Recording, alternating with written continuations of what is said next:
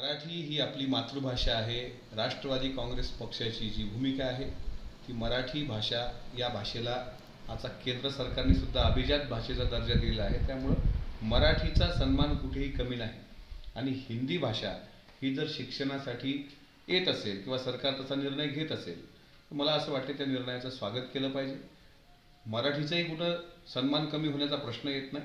हिंदी भाषा असेल, इंग्रजी भाषा असेल किंवा देशातल्या विविध भाषा असतील, त्या प्रत्येक भाषेचं ज्ञान विद्यार्थ्याला असलंच पाहिजे. त्यामुळं आमच्या पक्षाची भूमिका ही आहे की मराठी भाषेचा आदर हा सर्वोच्चच, पण इतरही भाषेचा सन्मान करावा. त्यामुळं मराठी भूमी, महाराष्ट्राची भूमी ही इतर भाषेला सुद्धा सन्मान देणारी आहे. छत्रपती शिवाजी महाराजांच्या काळात सुद्धा कवी भूषण इथे आले होते. कवी भूषणांनी जे काव्य हिंदीमध्ये रचलं त्याचं सुद्धा स्वागत शिवरायांनी केलं होतं. त्याच्यामुळे आता भाषावाद, प्रांतवाद या भानगडीत न पडता सर्व भाषेचा सन्मान करणं हीच महाराष्ट्राची संस्कृती आहे.